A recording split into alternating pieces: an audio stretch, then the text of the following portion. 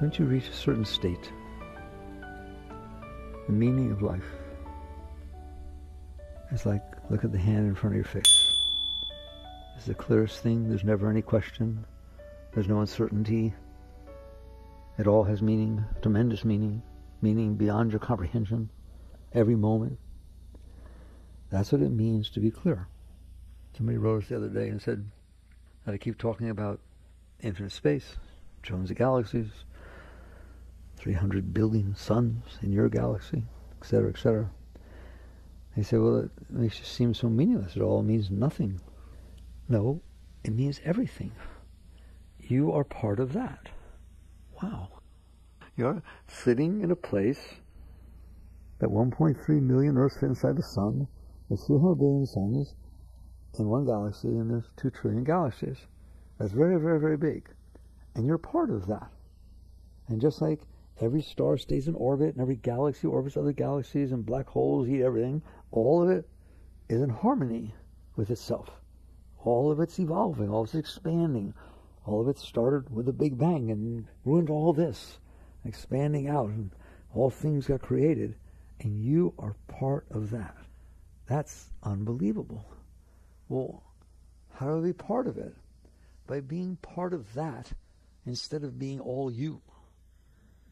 Seriously. Like, now, you say, well, I am part of it. No, you're not. No, you're not. That's why I don't like to think about it. That's why you think it makes you feel small and meaningless and you don't like it. No, it gives you tremendous meaning. What? You have a job just as the star has a job, just as the sun has a job, just as the galaxy have jobs, just like everything in creation is part of the whole. You are part of all of that. If your mind only thinks about you and what you want and what you like and what your past was, and what you believe, in other words, is locked in this tiny little world called your mind. And this tiny little world called your heart. That's all you think about. Don't be embarrassed. You have to know that. You have to come to honest truth. You only think about yourself. No, yes. But what about my children? I heard the word my. What about my job? What about my finances?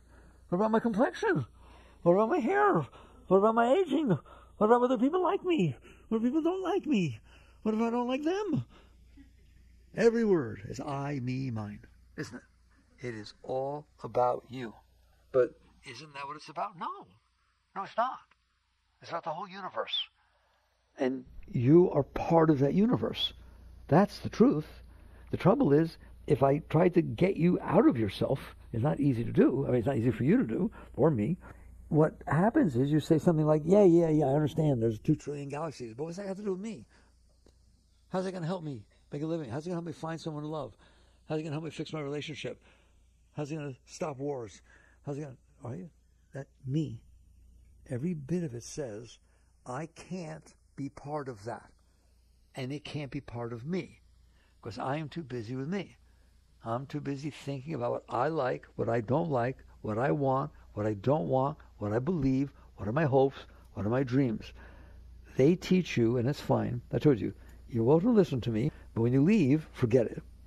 Because it just won't fit your world, all right? Like hopes and dreams.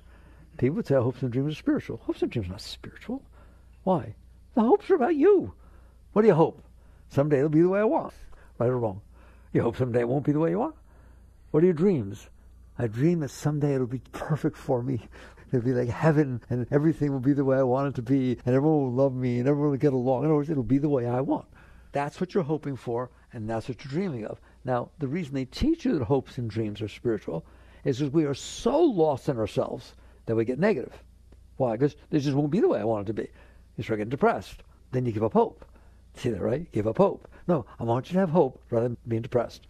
Okay? Then when you're done with that, let's be part of the whole. Instead of trying to make what's in front of you be part of you. Because it's not part of you. It's part of the whole. Every single thing in Einstein's time-space continuum, every spot of all of time and all of space is there because of everything that made it be there. Because of everything that came before it, it manifested in that moment the sum total of all the force that made it be that way. What has that got to do with you? It has nothing to do with you. Do the rings of Saturn have something to do with you? No. Does the car driving by, you don't even know them and you hardly see it, does it have something to do with you? No. Well, it has something to do with you. Does it have anything to do with you what's going on in Beijing, in a particular house where families are fighting or getting along? No, don't talk to me about it. I don't have time for that. It has nothing to do with me. Okay, that's really interesting. Well, it has something to do with you. The part that I'm experiencing right now and how it affects what I want. That's what has to do with me. What I'm experiencing, what I have experienced, it's just locked in this. That's why they teach you mind. It's hard. A fish doesn't know they're in water. They never got out. You don't know you're in mind because you never got out. Even the spiritual. I've been meditating. I think I'm doing well, but I don't know. I can't stop my mind. That's mind. That's the same talking head. It's just talking about something different. You are listening to your thoughts talking to you. I don't care if they're talking spiritual or they're talking non-spiritual. Whatever it is, you are still locked into you as opposed to the whole universe or any other part other than you. So your only interest is what is going on in your mind, what is going on in your heart, and what has gone on in your mind, what has gone on in your heart. You bring into the current moment, which is creation. The current moment is creation. This is what creation created. How do you know? What does the Bible say? Let those who have eyes to see, let them see. Let those who have ears to hear, let them hear. Of course, this moment is what creation created, isn't it? How did it get there? You didn't make it. You're trying to remake it. Because you want it to be what you want. There it is. Me, I, me, mine. That's ego. What is ego? Is ego evil? No. Ego is a thing in the universe, like a blender or a car. It's a thing in the universe that creates thoughts about itself. It's a thought-making machine that only thinks about itself. Like I said, I try to get you to think about galaxies and things, and the ego says, fine, I understand. What's it got to do with me? It's like a magnet, isn't it? It brings everything back to me. I used to get embarrassed when I first woke up. Someone would tell me, hey man, I just got a new car. You know what my mom would say? I don't think I need one. I didn't say anything about your car. I told you, I got a new car. No, all it does is bam. It draws everything back to you. If you think it's not true, I want you to watch something. Somebody's talking to you. I don't care if it's a friend, not a teacher, any of this. Somebody's talking to you. You watch what is going on in your mind where that person's telling you what they want to say. You are judging what they're saying. You're relating it to whether you believe it or not. You're relating it to what happened to you before or not. Or you're not even listening to it. You think about what you're going to do when they stop talking to you and wasting your time. You are not sitting there listening to what that person has to say. Can you hear me? That ego mind only thinks about itself. So what? It's fine. If you want to, turn on a blender and stand there and stare at it all day. That will be your life. If you want, watch your ego all day. Watch your ego talk about yourself. Watch your ego talk about what you like, what you don't like, how to get it, how to get rid of it, how to avoid it. It's about you. And you don't realize it because we don't get out. If you ever meditated deeply, you've gotten out. And you say things like, oh my God, there were no thoughts. It was so quiet, it was so beautiful, so peaceful. All right? I find that interesting. I'm glad you have states like that, moments like that. I'm interested in what happens when you come back. How long does it take for that mind to start up? That's hilarious. The minute anything happens, it's talking. Even if it's saying, oh my God, it's disturbing my peace. Why'd I have to call now? There you go. The phone did not disturb your peace. You did. You were out to some degree. I don't care what degree it is. It doesn't interest me. But you were out to some degree. What pulled you back? The phone did not pull you back. Okay, the phone could have been ringing when you're out. You didn't even hear it because you transcend your senses. But the moment you come back, what does it mean come back?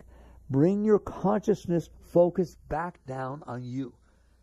Where'd you come back from? Your consciousness not being focused on you. Well, what happens if your consciousness is not focused on you? I taught you in the 60s, I'm a 60s boy. In the 60s, they all talk about expanded consciousness. At some point I realized that's ridiculous. It's not about expanded consciousness, expanding consciousness. It's about not contracting consciousness.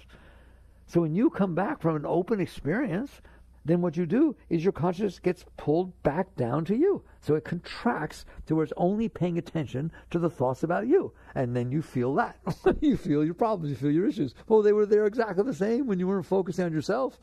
You were open, experiencing something much deeper. Hey, it doesn't have to be deep meditation. It can be in the arms of your beloved. They just melt. Ever melted? Why do you come back? It doesn't take much. The moment something happens that brings you back, now you understand what coming back means. You didn't go anywhere. Your body's still standing there. Your consciousness was able to transcend being addicted to focusing on the thoughts about you. It got filled with love. You hear me? It just felt all this beautiful energy and it melted up. I got melted. You melted into it and so on, right? Okay, well, what happened? I thought you liked that. Why'd you come back? All right? You can't stay out there. Why? Because you are addicted to your mind. You're addicted to your ego. The consciousness, the minute that ego starts, one thought, oh my God, what am I going to do about the mortgage? Next thing you know, there's 50 thoughts. Such a hadn't happened, I'd be okay, but why did he do it? Oh my God. Okay? That is what it means to be on a spiritual journey. That you have caught on that that's what's going on. It's about me. Everything's about me. What is spirituality? Not me. Why is not me spiritual? Because if your mind, your ego mind, there's other parts of your mind that are very high, very beautiful, but the ego mind, what is an ego mind? A mind that creates thoughts about me. There. Can you think about Saturn? Can you think about a boat? Can you think about a cloud? Can you think about a galaxy? You can think about anything you want, can't you? Your mind is completely free to create any thoughts you want. It only creates thoughts about itself. If you leave it alone, it creates thoughts about itself. That is the ego mind. It's not the whole mind. There's tons of mind. There's infinite mind. This is thoughts about myself. So the consciousness gets drawn. I want you to see it. The consciousness, the focus of awareness, that's what consciousness is, the focus of awareness. It gets drawn down to what the ego mind is saying and what the ego heart, personal mind, personal heart, what they're feeling, what's saying and feeling. And that's it. You're not going anywhere else. You're going to do what it tells you to do. I don't like him. I don't like what's happening here. Get up, leave. That's what you do. Oh my God, I want to know more about this. Well, get interested. Whatever your mind says you do. Because you haven't learned that you're not your mind. You are the awareness that is aware of your mind. Do you know you have thoughts? Who has thoughts? How do you know? How do you know you have thoughts? Eventually you'll look at me and say, because I'm in here and I hear them. That's right. That's why I call it the voice in your head. That's very interesting, the voice in your head. Not as interesting as who hears it. Who is aware that there's a talking head in there causing trouble? Okay? And well, what's aware is awareness. What else would be aware? Awareness is aware. Is this glass aware that I'm looking at it? No. Am I aware that I'm looking at the glass? This is called consciousness and object of consciousness. Subject, object. I am the subject. When? Always. I am aware of my thoughts. Are you aware of your emotions? I forgot to ask you. Are you ever aware of your emotions? Oh my God, since she left me, my heart is breaking. You know, it feels like razor blades inside. How do you know? You don't want to come to me one-on-one, because that's what I'm going to ask you. How do you know? That's very interesting. How do you know? I want to know how you know. I don't know what's going on inside of you. How do you know what's going on in there? Eventually you yell at me because I'm in here and I feel it. Who is in there? Aware that the mind has thoughts. Aware that the heart has feelings. Aware that the body sends its messages back. Does your body send your messages back to you? If I touch my arm, you don't feel it. Touch your arm, you feel it. Why? Because your body is sending messages back to you. Back to who? The same one who's aware of the thoughts, the same one that's aware of the emotions, the same one who looks through the eyes, the same one who hears. There's just one of you in there, and these are all the different things that you're aware of. You're the subject. They're all objects. The trouble is they are very strong objects to you. Your dramas don't mean squat to me or him or him. It's all the same. It's just something that exists in the universe, thoughts. Someday you're going to find out they're not your thoughts. They're thoughts that a part of the mind is generating because of the data that it's experienced in the past. Somebody dumped on you. Somebody was nice to you. Somebody was blonde. Somebody was this. Your mother was this. All the experiences you had, your mind holds on to some of that, and it keeps talking about it. Oh, yeah, I really like him. Why? He reminds me of my brother. Okay, he's not your brother. Just because he looks like your brother's haircut or is about the same height. But you do it all the time. Do you understand that? The data comes in from the outside. What data? The data. The real world comes in. You in there, the consciousness, don't let it pass through. You hold on to some of it, let other stuff go. You suppress, you cling, you do all kinds of stuff. And you build a set of thoughts that go on all the time. Don't you? I'm the person that likes this sort of thing, and I don't like it. I'm serious about it too. I told you not to talk to me like that. You know I don't like that. My father talked to me like that. That's not you. That's a programmed part of the mind that is programmed due to past experiences, and now it's talking. It's trying to release the experiences, trying to express itself, and you're in there noticing. And you say, that's my mind. Did you make the experiences? Did you make every experience you ever had? You make the experiences. You experience the experiences. You experience the experience. You didn't make the experience. Did you make the atoms to make up the experience? Did you make the person who showed up? You didn't make anything. If you go to a restaurant somewhere you've never been before, it was there for a long time before you showed up. But you put you in there. The music's too loud. I can't believe somebody's smoking. He's smoking outside, but the smoke's still coming in. What's the special? Oh my God, I think I'm a vegetarian. This moment that has nothing to do with you is supposed to be yours, isn't it? It's supposed to have something to do with you, isn't it? Who said so? Me?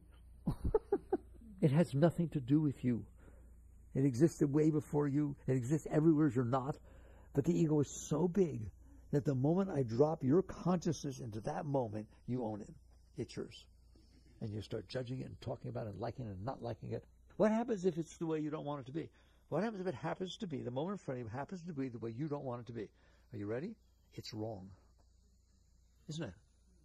It's wrong. You shouldn't have said that. You shouldn't have said that. I would have never said that. What? I don't get it. What's it got to do with you? It's something somebody else said. That's like my saying when the person says, I got a new car. I don't need one. That person has nothing to do with you. They have to do with all the some psychological experiences and other experiences that they had throughout their life. You weren't there, and they happened to be standing here, and they said something, and you said, oh God, I've never said that. I think you said that. That's how strong the ego mind is.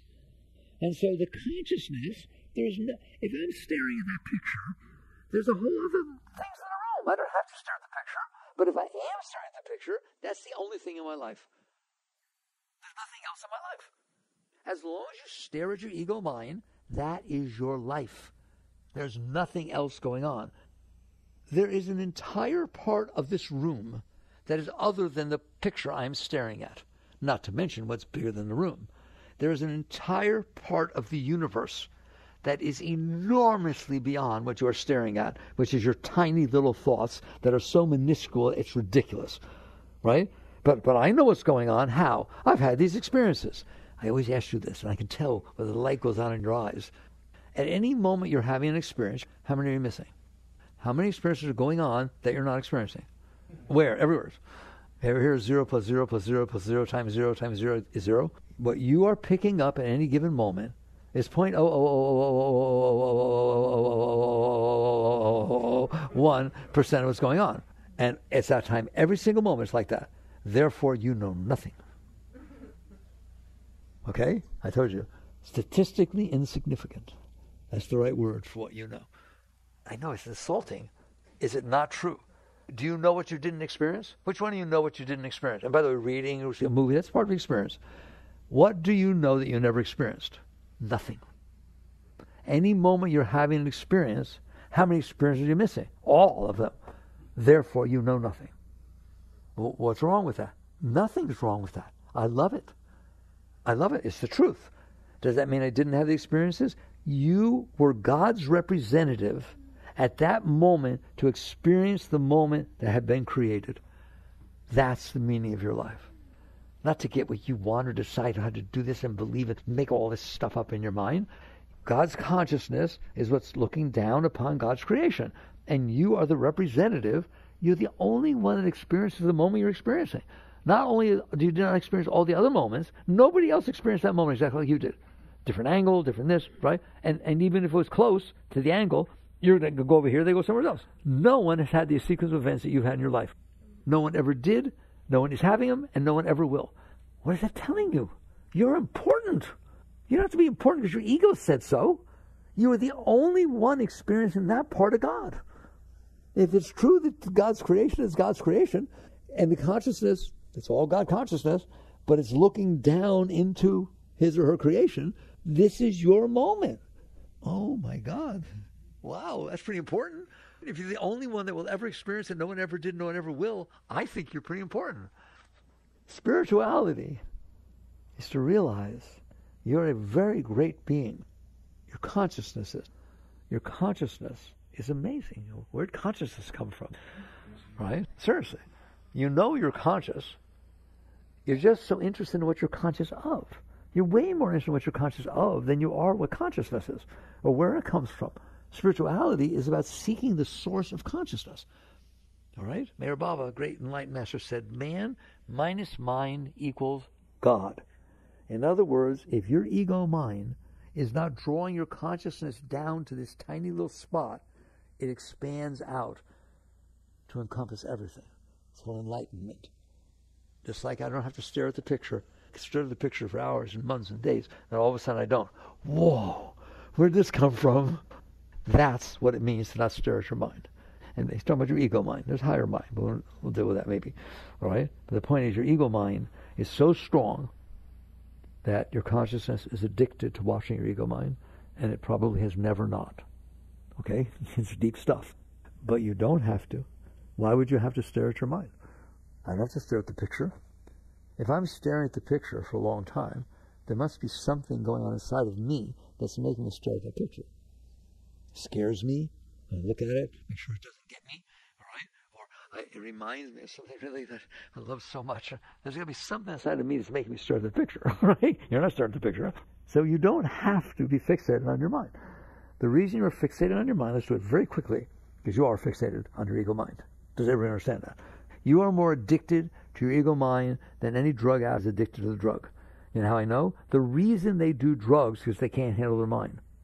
If their mind was totally happy and they were filled with love and joy all the time, they take a drink, take the edge off. What edge? There's no edge. I'm filled with love. I'm filled with joy. But if you're not, and you have major problems and your mind's bothering you all the time, and you go to an opium den, and I know you don't do opium, so I'll mention that one, all right? Because there's some freedom for you. You don't have to listen to your mind. That's why people do drugs. That's why people drink. That's why don't you talk to me about spiritual drugs. There's only one reason anybody does a drug. They're not okay with their mind. And it changes their experience. At some point, you realize it's all the same. You're in there. The consciousness is a very great thing. Consciousness is the most magical, important thing in the universe. How do I know? I do this in Unto the Soul. All right? You're in a room. A lot of things in a room. A lot of people, pianos, music, food. Beautiful. Spielberg's house. He came to the party. All this stuff's going on there. All right? Are you aware of the things that are going on? Yeah. Okay? All right, let's take the people out. Are you aware the people are gone? Sure. Is it the same you that was aware the people were there as the you that now is aware the people are gone? Still you. Same consciousness, right? Now let's take away all the furniture to the piano. Are you aware that all the furniture's gone and all the people are gone? Answer me. Well, same thing. Was it a lot of effort for you to be aware? No, you're just aware. Right? Not take the piano away. Are you aware? Oh my God, room's empty. Not take the room away. Are you aware that the room has disappeared? Of course you are. So I can take away all the objects of consciousness, and you're still there, aren't you? Now I'm going to fill the whole people back up, and I'm going to turn a little switch back there, and you're not there anymore. Now what? Meaningless, isn't it? If consciousness is not there, nothing has meaning. If consciousness is there, everything is an experience. You are the consciousness. That's who you are. You're the consciousness. But that consciousness is addicted to watching your mind. Why? Your mind is made up of the experiences that you either liked or didn't like throughout your life. I guarantee that's what your mind talks about. That's how you figure out your preferences. What are my preferences? The sum total of what made me feel better in my past, I think what made me feel better now. So I have my preferences. What are your not likes, your dislikes? The sum total, which is much bigger, by the way, of all the things that bothered me in my past. Anything that ever happened that bothered me, I don't want it to happen again, do you? Therefore, my mind is made up of my past experiences that I can't even keep them all. There's all kinds of trees went by, cars went by. You can keep those. White lines. I like white lines. How many white lines have you kept? None. You drive by them all the time. Okay? But somebody says something you don't like, you remember that. If somebody says something you really do like, you remember that. And so you've built your mind out of the most powerful experiences that you had that you were unable to handle. What do you mean? You couldn't handle it. It either bothered you so much that you suppressed it, kept it in there, or you liked it so much that you couldn't let it go. You wanted it to happen again. I told you last time, those are the building blocks of your ego. These experiences that you didn't let go of, you kept inside through will, now have been put together by you into a house called me. What happens if somebody doesn't agree with you? You were a great swimmer. Tell somebody, I was a great swimmer in college, and I almost went to the Olympics. You're a liar. You didn't do anything. You just make this stuff up. How you doing? A little bit of stuff going on in there, a little defensiveness, right? You built that house, and you're going to defend that house, aren't you? Why? Because there's a reason you built the house. You were lost. You didn't know who you were. You weren't comfortable, and so you took pieces of life, put them together, and said, this is me. Psychology calls it self-concept. You built a me. That's your ego. You built a me. So it's not so easy to stare at, is it? Because you have to defend it. You have to make sure everybody does what they're supposed to do. Manipulate, control everybody and everything so that you feel more comfortable. Okay, that is, I call it the human predicament in the new book, called Living Untethered Beyond the Human Predicament. That is the human predicament, isn't it? You're busy every moment of your life building that model and then trying to make the moments in front of you match the model you built. Okay, I explained to you, you do not have to stare at your mind. That's what it means. That's what enlightenment is. That's what spiritual awakening is. It's not that your mind changed into something spiritual. That's ridiculous. That's called spiritual ego. You spiritualize the ego. I used to eat meat, now I'm a vegetarian or vegan. And I used to be a little tart with people, now I'm very loving and very nice. Okay? Well, when somebody says, I'm just wearing different clothes. The only thing that's different is if you can learn that your consciousness does not have to stare at your mind. It does not have to. And you've experienced times when it doesn't that are very, very pleasant. I use the example of you're driving down a road and stuff's going on in your head. You turn the corner. I'm sure it's happened to you. Not expecting anything. And the sun is like this giant ball at the end of the road. All the different colors, beautiful lavenders and everything. It blows your mind. You are no longer in your ego mind, are you? Your consciousness has been distracted. God, it's such a good word. It's been distracted from you to that sunset. How do you feel? You know what kind of words you use? I can't explain it to you. I don't know what happened. It was like a spiritual experience. I felt the presence of God. Yep, you did. Because you let go of staring at yourself, and the consciousness expanded beyond yourself by focusing on something other than yourself, and you felt the spirit of your spirit. You felt the expansiveness of your consciousness.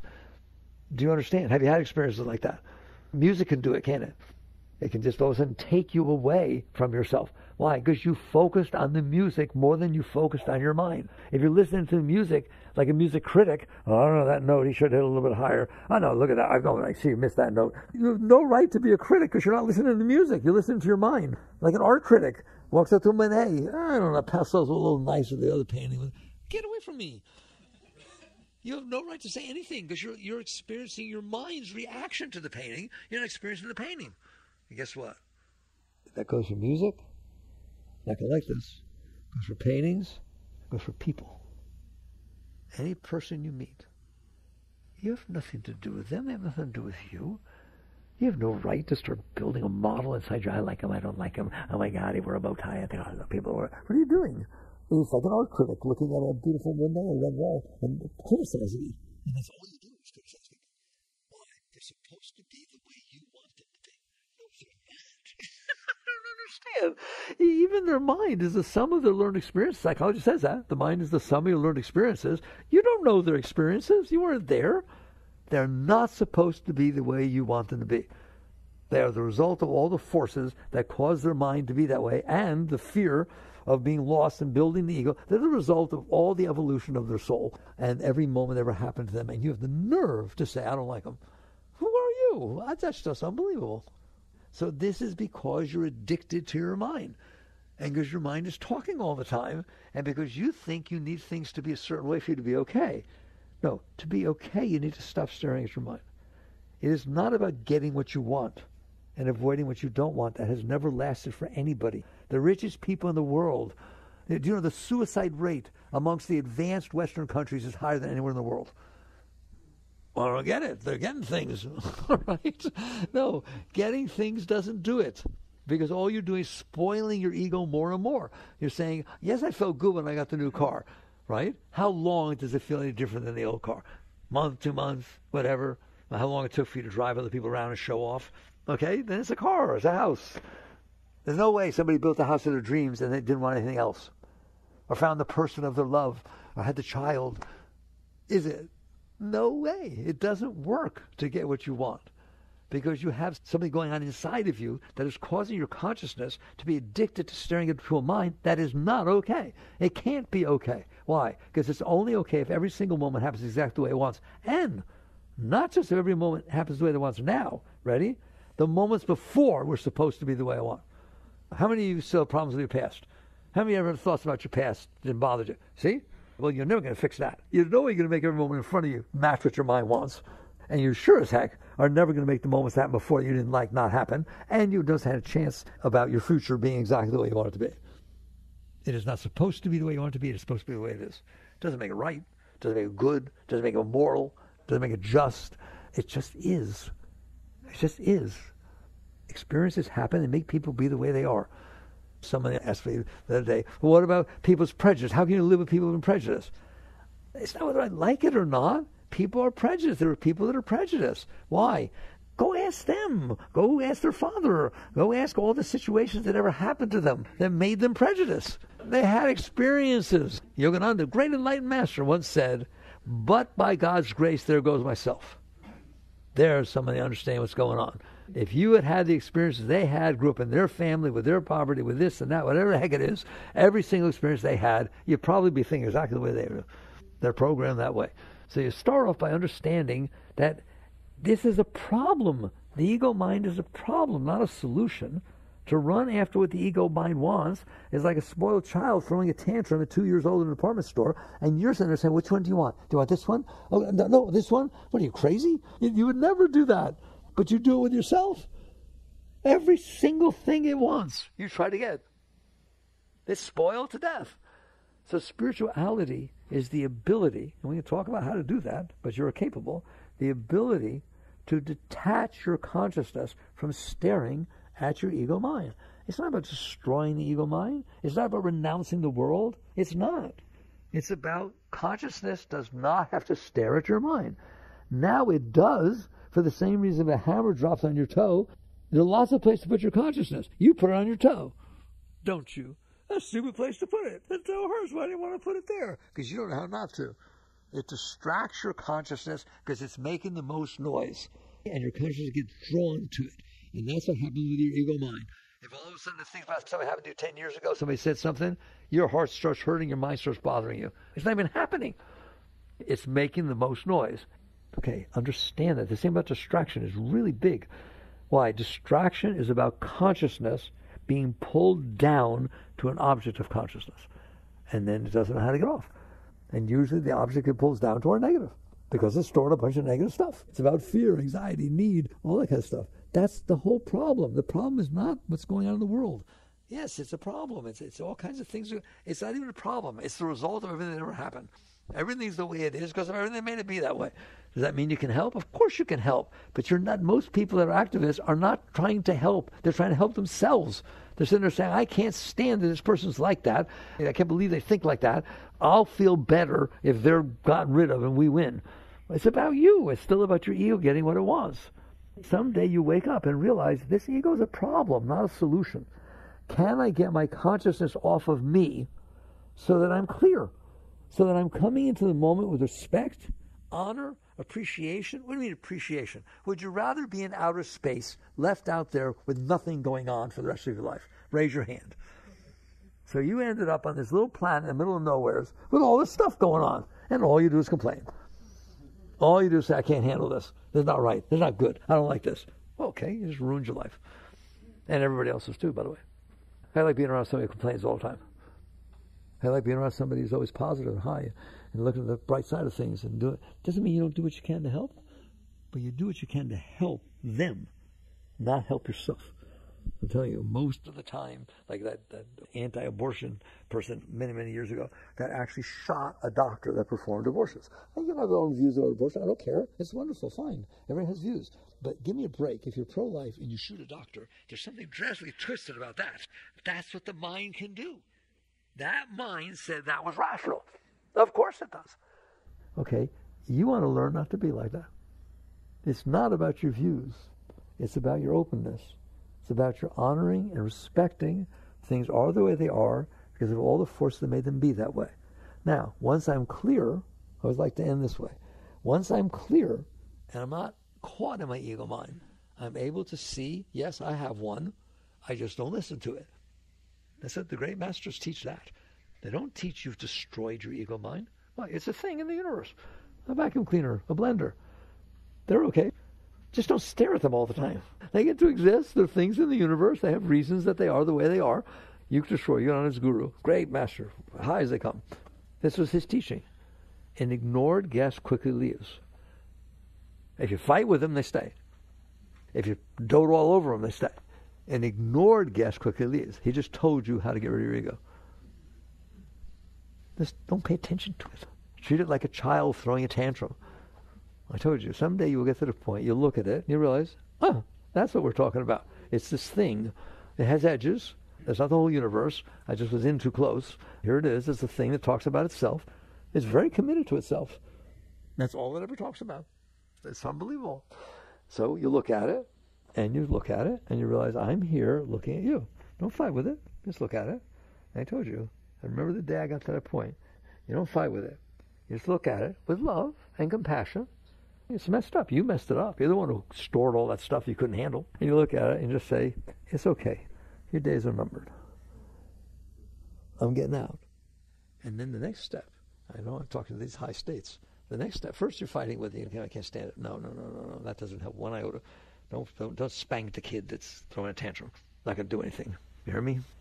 You look at it, and someday if you look at it, you're going to come back and say, Vicky, I was fine before you made me look at it. No, you were not fine. Now you're looking at it. You're not fine. You're just doing what it said to do. You're just getting the kid what he wanted. As long as they give the kid what he wants, he behaves. Yeah, well, we'll see what happens later. All right? And so you get back and you see it, and there it is. You stop fighting with it. Okay, fine. I have an ego. Good. So there it is. I see it. Can you relax in the face of it? That's what I found. Can you, in there noticing it, not do anything about it, just relax. If you can relax in the face of it, then you can be okay even when it's not. Well, what do I do if I get fired and I don't have a job? Well, I know what you're going to do. You're going to look for another job, but you're either not going to like looking for another job or you enjoy looking for another job. Which one you want? This is the situation that you're going through in life. Are you going to enjoy your life? Only once I get a job and have more money. No, you just set a condition on enjoying your life. Why don't you sit there and say, of course I'm going to enjoy my life. Well, if you want to enjoy your life, you have to enjoy every moment of your life. Why? Because that's the moment of your life. You can't sit there and wait for something to be the way you want it to be to enjoy yourself. You'll be like everybody else, unhappy, causing all kinds of trouble, right? So you sit there and say, there's a moment in front of me. I'm going to learn. You can't do it now, but I'm going to learn to enjoy the moments of my life. If I got fired, I get to meet new people. I go to business things. I dress up different. I do all kinds of things. But what if I can't find a job? I do the best I can to live with what I have. I'm not going to not enjoy my life. Why? Because what's the purpose of my life? I'm not enjoying it, okay? So you didn't put conditions on it. You didn't say, I can only enjoy my life if it's what I want. And then you're not going to enjoy your life, are you? Even if you're rich. I told you once, because I've met very rich people, if you were number one richest person in the world on Forbes' list last year, and you're number two this year, it bothers you. Wow. Well, we don't stand a chance, do we? Okay? And so you wake up and you realize, I got to find my liberation from myself. All right, how do you do that? You don't fight with it.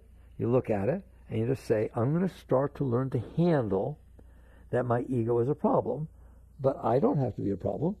The child can throw a tantrum. I have to spank it. I have to give it what it wants. But I have to get embarrassed. I mean, 2, 3-year-olds, they do that kind of stuff, right? So I can deal with it without yelling, screaming, and spanking, and without giving it what it wants. How? Figure it out. Be a little more subtle, correct? That's what psychology is all about. Deal with it calmly. You're centered. You can deal with it, and so on. It's the same thing with your ego mind. It's going to sit there and say, but I don't like what she said. I don't like what she said. But I'm going to tell you a secret. I learned how to deal with my mind that way. Mind. Shh. Mind. Listen to me. Shh. Quiet. Can you change what she said? No. Then the fact that you don't like it is rather irrelevant because it got said, all right? And you have no time machine. You can't go back and make it not be said. But there's no buts. Did it get said? Yes. Can you make it not be said? No. Okay, then let's learn how to deal with it. You have two choices. Resist or accept. How can I accept it? Because it got said. For you to deny that it got said is going to make you very, very sick. Why? Because it did get said. You can't make it not be said. So either you resist that it got said. You can't make it not be said. But when it comes into me, I'm going to suppress it. I'm going to deny it. I'm going to get mad about it. I'm going to resist that it got said. Or I'm going to sit there and say, I'm standing on the planet Earth. There's 8.5 billion people. And I happen to be standing next to somebody who said this. 8.5 billion people said something else. I just didn't have to be standing there. That's all acceptance. I accept that this happened. Well, that's rather big of you because it did happen. I don't understand. Right? I'll tell you what. I'm very magnanimous today. I've decided to accept that Saturn has rings. It's exactly the same. Reality always wins. If it happened, it actually happened. You better accept it. Now, accepting it means, okay, it happened. I accept that it happened. Doesn't mean I like it. There's a part of me didn't like it at all. Otherwise, I wouldn't be thinking about it, would I? There's definitely ego part. The ego's there. Remember that? We accepted the fact that it's there. The ego does not want to be talked to that way. That was insulting, and I resent that. Okay, it's called resistance, all right? But there's all the reaction. But I either am going to carry it around for the rest of my life and have it bother me and not like you ever again, or anyone who looks like you, or anyone who starts to talk like as if it could have come out that way. Come on, you're not sensitive you get. Either that's going to go on, or I'm going to sit there and say, okay, it got said. I am able to handle that it got said. I can handle it. I can accept it. All right? And you let it pass, and then there may be something you do about it, or may not. Maybe they said something and ran away. Okay, can't talk to them. Maybe they said something, and they were having a really bad day. And you sat there and you let it go through, and you realize, I can handle this, and you look at them, and you felt compassion. You felt sorry that they're having such a bad day that they said something like that. It wasn't personal. It's not personal. It's what's going on inside of them that came out their mouth. Not what's going on inside of you. Nothing's personal. They have a whole life, a whole history that made them say what they said. Wow, now we're talking spirituality. You start working with yourself that way. You work and realize the consciousness is capable of letting go, of experiencing moments even though the ego didn't like them. Great Master Ramakrishna, I can't even talk about him. He's a very great master, very highly enlightened being. Somebody once asked him, he's in ecstasy all the time. He's danced, oh my God, he was just going. He starts to stand behind him all the time because he'd go into ecstasy and fall over backwards. Big problem, all right? Since he was 6. He's a very great soul. So somebody once asked him, enlightened master, Ramakrishna, master, does an enlightened master ever feel anger? It's so beautiful. It's one of the most important things he left for us. Because he said, yes. Whoa. An enlightened master feels anger? He said, it's like riding on water. What difference does it make? It comes, it passes right through. It leaves no marks. Can't see what it wrote in water, can you? Doesn't mean it didn't happen. It just means it passed through. That's what we're talking about. Notice the ego's still there. It's not true you're only human, but you do have one, but you are watching one. You're the consciousness that's aware of the humanness. Can you be comfortable with that? That's what he's saying, that a great being still has that. So there's a human there, isn't there? There's all this stuff there. But consciousness is aware of it. It isn't it, it's aware of it. So that's your way out. That's your liberation. That's your freedom. You're already free. You're just staring at something that's not. Okay? And so you learn to, little by little, that's what I teach. That's what the new book, Living Untethered, really stresses. I understand you have trouble with the ego. Everybody does. It's a strong thing. You made it be the most important thing in your life. Why? You stored the things that bothered you the most and the things that you liked the most. So of course it's the most important thing in your life. But it's not you. It's just something you're staring at. You are very great. You are what Christ talked about. My Father and I are one. You're a very great being. The consciousness is a great, very great thing. It's God. It is. Man was created in the image of God. God is universal consciousness, the total energy consciousness of the universe. And that's what you are. But you are staring at this little tiny thing. How do you get out? Little by little. You practice. Oh my God, I hope you hear me. You practice like you practice a piano or you practice a sport. You practice letting go of your ego. Something happens, a small thing, somebody says something, and the driver in front of you is not driving the way you want. It's raining, you don't want to get out, you don't want it to rain. Just these tiny little stupid things. Something's wrong with your job, you didn't like what somebody said. There's all this stuff. If you want to, you can get all caught up in it and live in your ego and let it ruin your life. Or you can sit there and say, look, I can't change it anyway, so I might as well accept it. This is where I am, this is what happened, it's raining. And so basically, you let go.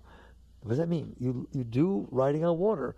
It's not easy at first. You see the experience is not nice, but you relax and give it the room to pass. You're not trying to make jealousy not be jealous. Guess what? Jealousy does not know how not to be jealous. Everything has its nature. Anger has its nature. Jealousy has its nature. Self-consciousness has its nature. Embarrassment has its nature. Guilt has its nature. Insecurity has its nature. Everything has its nature. It's a thing in the universe, is it not? How do you know? Because I see it. Did you create jealousy? No one ever knew what jealousy was ever before you felt it. Is that right? It's a thing. Do people know what that means, jealousy? Do you know what it means? Okay, it's a thing in the universe. It's not yours. It's a thing in the universe that egos can feel. Can you relax in the face of it and realize it's just something I'm experiencing at this moment? It's okay. And just relax deep enough. Now, with big things like jealousy, you can't. But the driver in front of you didn't use the blinker. You don't have to tell everybody. You hear me? Or it's raining on your birthday. Why is it raining on my birthday? What did I do? You didn't do anything. If you catch your ego doing stupid things, make yourself uncomfortable, and just relax. What should I do when my ego gets uncomfortable? Relax. Relax. I can't. Somebody died. I don't understand what you're talking about. How can I relax? Okay, I agree that in a big thing like that, right now you can't relax. But you can relax if the driver in front of you is driving slower than you want to. You can relax if it's raining when you want it to. You can relax if you have a thought about something that happened 20 years ago. That's not ever happening anymore. Let it pass, and it will. And it will happen. You'll get better at this, but better at relaxing, better at releasing, and something bigger will happen. And you realize, oh, I can do this. I can handle this. And the next thing you know, you're not so addicted to every little thing your ego said. And guess what? Your ego likes that. It doesn't want to be a neurotic mess. It's just trying to be okay. And someday you'll get high enough in there. You're now centered high enough in there, and something happens, and the ego starts to get disturbed, and it realizes it looks back up to you. Instead of looking outside for what can happen, it looks up to you. And it realizes there's something inside of me that's okay. Why don't I hang out there? You raise yourself. You raise it on up. And eventually it gets very high, and it goes higher and higher. And eventually it's not addicted anymore to the mind. And I always end with that. Meher Baba said, my consciousness was a drop staring at me. When it stopped doing that, it fell into the ocean behind it, into the source. Find a drop of water that fell into an ocean. You'll never find it. It merged, became one. My Father and I are one. You merge, that drop merges. That's where the great masters went. But there's a whole growth pattern in between. And it starts with realizing resistance destroys you. Acceptance, surrender, acceptance. But that doesn't mean you don't work with the world. But first let go. Then see if there's something you can do to help. Not help you. Help the situation. Help the other people. Become a servant. So we talked about the meaning of life. Now you understand the meaning of life. Meaning of life is self-realization. Meaning of life is evolving beyond staring at your ego and coming into harmony with something much greater than you. Jai Gurudev.